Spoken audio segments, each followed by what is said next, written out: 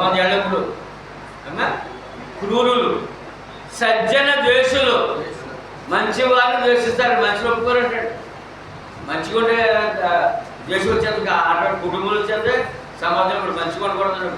అందరూ చెడ్డలు ఉండాలి, అందరూ చెడ్డ. సజ్జన ద్వేషులు, మంచి వారు ద్వేషించేవారు, అది కూడా నష్టమే, ఆ జీవితం నష్టమే.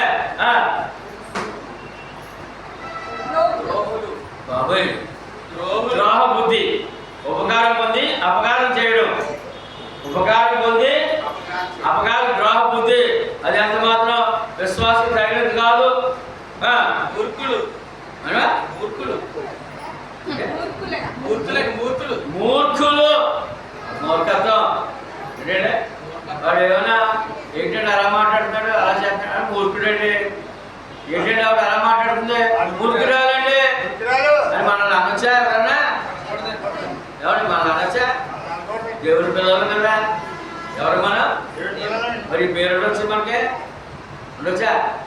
మూర్ఖులు, గర్వాంధులు, గర్వాంధులు ఏంటంటే పొలాన్ని బట్టో, అందాన్ని బట్టో, ధనాన్ని బట్టో గర్వం రాకూడదండి. చాలా ప్రమాదం, అన్నిటికంటే ఘోరమైన ప్రమాదం, పెద్ద ప్రమాదం గర్వం.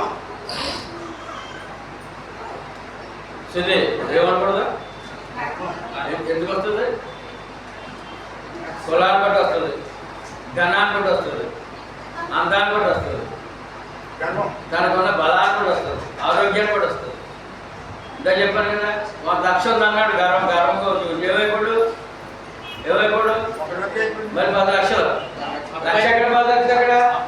ఆ రోజుల్లో 30 సంవత్సరాల క్రితం 1,00,000 ఉంటే గొప్పవాడు అన్నాడు, 10 లక్షలు ఖర్చు పెట్టాడు. గర్వం ఒకటే దెబ్బ. ఏంటంటే గర్వాంధులు, విశ్వాసులు గర్వాంధులు ఉండొచ్చా? ఏడు పట్టాన్ని గర్వించవచ్చా? ఉద్యోగాన్ని బట్టో, అందాన్ని బట్టో, ఐశ్వర్యాన్ని బట్టో, ఆరోగ్యాన్ని బట్టో, కులాన్ని బట్టో. కులాలు ఉన్నాయి కదండి అమ్మా, కారణం ఏమున్నాయి?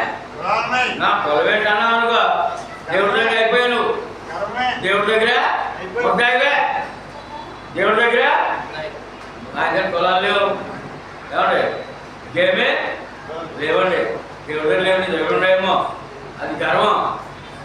అండాన్ని బట్టి, ధనాన్ని బట్టి, ఇంకా ఆరోగ్యాన్ని బట్టి గర్వంగా ఉండే వాళ్ళు ఉంటారు, అది దేవుడికి ఇష్టమైనది కాదు. ఆ విశ్వాసం ఉంటే ఆ విశ్వాసం అంతకంటే ఏం లేదు పొందలేరా? ఎవరికంటే సుఖానుభవం ఎక్కువగా, ఎవరికంటే దేవుని కంటే సుఖానుభవం ఎక్కువగా. దేవుని సేవ చేస్తాం, గోల్డ్ గొడవలు, మాకు గోల్డ్ గొడవ అంటే జీవించామనుకో, దేవుని కంటే సుఖానుభవం ఎక్కువగా ఆశించేవాడు కూడా నష్టమే. పైకి భక్తి గల వారే ఏ భక్తి? పైకి భక్తి గల వారి వాళ్ళండి, దాని శక్తిని ఆశ్రయించిన వారే ఉన్నారు. అమ్మా అయ్యా, సహోదరుడా సహోదరి, పైకి భక్త లోపల ఉందా? ఎక్కడ ఉండాలి? పైకి భక్తి గల వారు ఉండి దాని శక్తిని ఆశ్రయించిన వారు. భక్తికి శక్తి ఉన్నాడా? భక్తికి అదే వాక్యం, అదే ప్రభు, శక్తిగల ప్రభు, శక్తిగల వాక్యం, అది అనుసరించి నువ్వు జీవించాలి. పైకి భక్తి గల వారి వారు ఉండి దాని శక్తిని ఆశ్రయించుకోవాలనే పూర్తి అక్కడ పాయింట్. వారికి ఆ శక్తిని, పైకి భక్తి గల వారి వారు ఉండి దాని శక్తిని ఆశ్రయించిన వారే ఉన్నారు. అట్టి వారి నుండి ఇట్టి వారి విముఖుడై ఉండుము. మరి అట్టి ఇటువంటి లక్షణాలు ఉన్నందుకు మనం ఉండొచ్చా? అందరూ చెప్పండి, ఇటువంటి లక్షణాలు ఉన్నందుకు మనం ఉండొచ్చా? ఇటువంటి లక్షణాలు మనలో ఉంటే మనలో ఉండొచ్చా? రెండు ప్రశ్నలు అండి. ఇటువంటి లక్షణాలు ఉన్నందుకు మనం ఉండొచ్చా? ఇటువంటి లక్షణాలు ఉంటే మనలో ఉండొచ్చా? మనలో ఉంటే ఉండకూడదు. విముఖుడు వై ఉంటే తీసేయి. ఇదండి ప్రేమకు విరుద్ధమైన సంగతులు అండి. ఇన్ని నష్టాలు ఉన్నాయండి. ఏ విధంగా నష్టంలో పోతున్నామో గమనించుకోండి. ఇవాళ ఎందుకు ఫలించట్లేదో, ఎందుకు కష్టాల్లో ఉన్నామో, ఎందుకు వ్యాధి బాధలు ఉన్నామో ఒకసారి గమనించుకుని ఈ లిస్టు చూసుకోండి. ఈ లిస్టులో ఏదైనా ఉందా నా దగ్గర? తీసేస్తాను.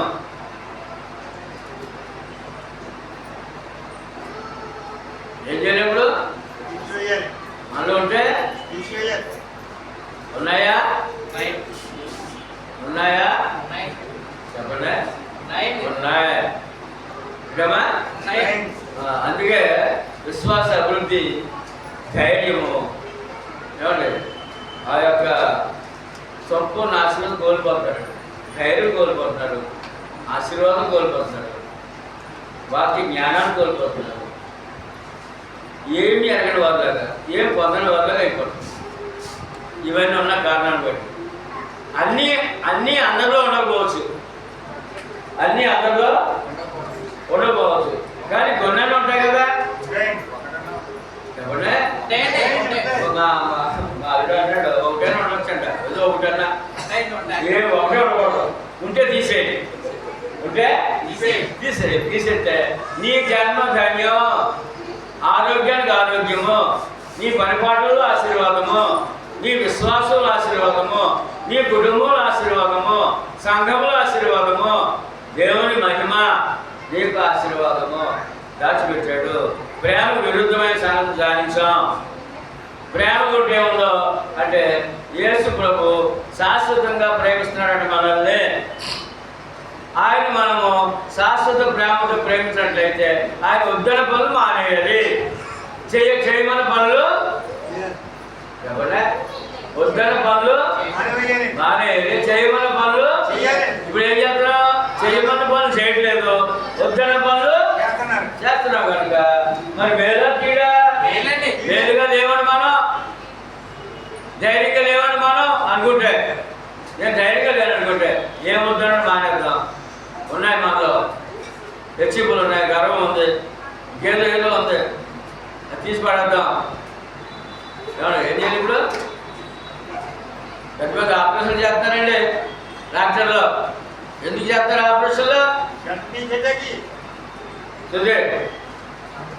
ఆసుపత్రుల్లో తీరని వ్యాధులు వచ్చినప్పుడు, గమనించలేని వ్యాధులు వచ్చినప్పుడు, అవస్థ పడినప్పుడు డాక్టర్ దగ్గరికి వెళ్తే ఏమండి వాడు ఏ పోసి పడేస్తుంటారు. ఎందుకని?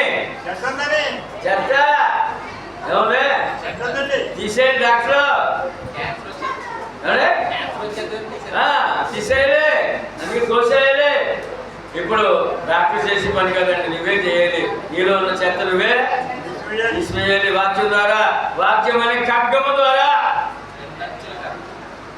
కనుక ఇవాళ మంచి విషయాలు ధ్యానిస్తాం అని నేను అనుకుంటున్నాను. మరి మీకు ఎలాగా ఉందో నాకు తెలియదు, కానీ వాక్యాన్ని తీసుకుంటే జీవితకాలం దేవుని కలుసుకుని జీవించగలవండి.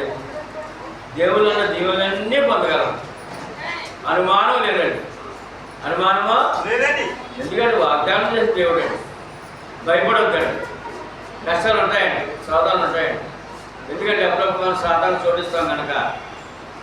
అప్పుడప్పుడు శరీర సంబంధమైన మనసు ఉంటుంది కదా. ఏ మనసు?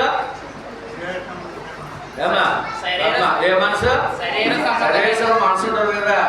సాతాను చోటు దొరికేస్తుంది. అప్పుడప్పుడు కష్టాలు పడతాం.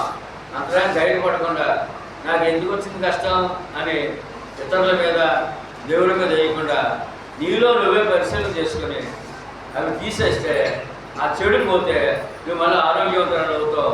ఎలా డాక్టర్ తీసేస్తాడో నీకు నీవే తీసేసుకుని వాక్య ద్వారా పరిశుద్ధులుగా, నీతిమంతులుగా, దేవునికి ఇష్టలుగా జీవించినట్లయితే ప్రతి ప్రార్థనకి సమాధానం ఉందండి.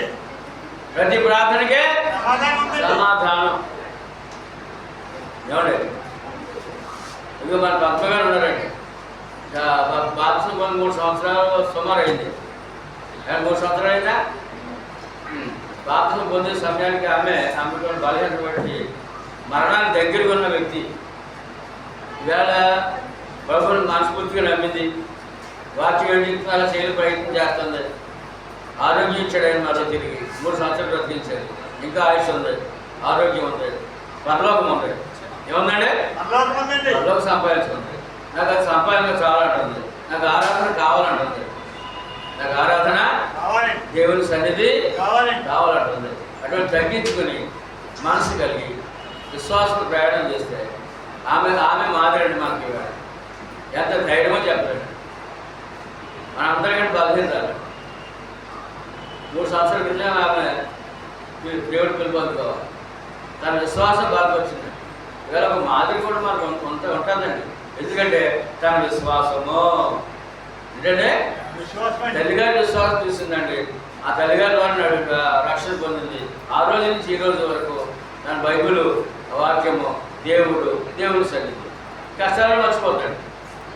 ఎన్నో శోధనలు ఉన్నాయి, కుటుంబంలో శోధనలు ఉన్నాయి. నా కోడలే ఒక శత్రువు ఉంటాను, అయినా పట్టించుకో దేవుడి మీద ప్రారంభం చేసింది.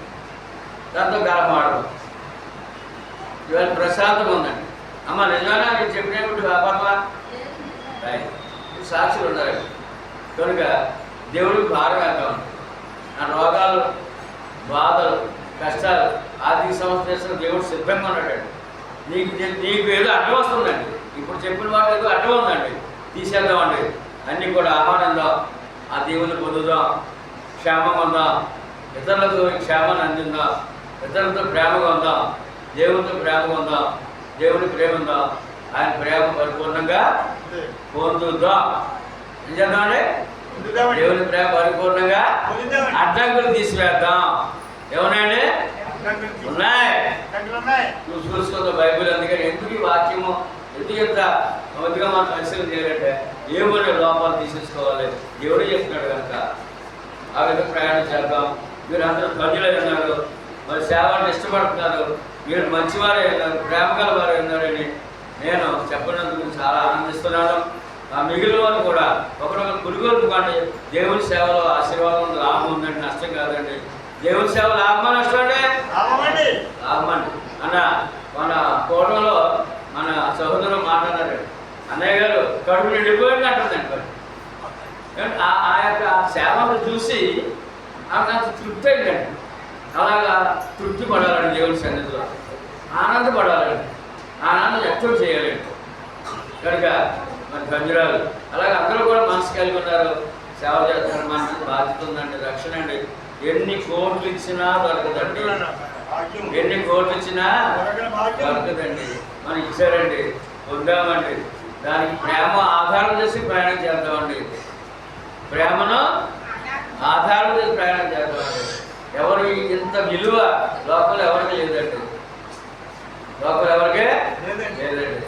ఇక మా సుధీరు ఎవరి ప్రయాణంలో చక్కటి ప్రయాణం చేస్తున్నాడు. అప్పుడు ప్రార్థన చేయండి. కుటుంబం ప్రేమిస్తున్నాడు, సంఘాన్ని ప్రేమిస్తాడు, సేవను ప్రేమిస్తాడు. ఇక సేవలుగా నిలబడుతున్నాడు. ఇగో తన ఒక కుటుంబంలో ఒక వ్యక్తి రక్షణకి తను ఆ రక్షణ విలువ తెలిసిన వాడు దానివల్ల చక్కటి సేవలు అందిస్తున్నాడు. దాని కొరకు ప్రార్థన చేయండి. ముఖ్యంగా మన సంఘ సేవలో సహకారంగా ఉన్న రాజేష్ తను విదేశాల్లో ఉన్నాడు. ఈవేళ తన ఊబకాయంతో బాధపడుతున్నాడండి. ఆసుపత్రిలో ఈవేళ ఆ దేశం నుండి మరి హైదరాబాద్ వచ్చాడు. విజయవాడలో ఆ యొక్క ఆపరేషన్ జరుగుతుంది. మీ అందరి ప్రార్థనలో మా రాజేష్ గారికి ప్రార్థనలు పెట్టండి. తన ఆరోగ్యం కొరకు మన సువార్తికుల సదస్సుకి ఆయనే పురుగొల్పాడు. డాడీ మరి తాతయ్య గారు సువార్త సదస్సు పెట్టేవాడు కదా, ఎందుకు ఆఫ్ చేశారు అది పురుగొల్పి ఆ ప్రతి నెల సహాయం అందిస్తూ ఇంత సేవ చేస్తున్నాడండి. మరి సేవ అంటే ఇష్టమైంది తనకి. తనకి వేళ కొంచెం ఇబ్బందులు ఉన్నాడు. ఈ ప్రార్థనలు జ్ఞాపకం చేసుకోండి. మన ప్రార్థన ఎవడంటాడండి? అందరికీ ఉన్నారు.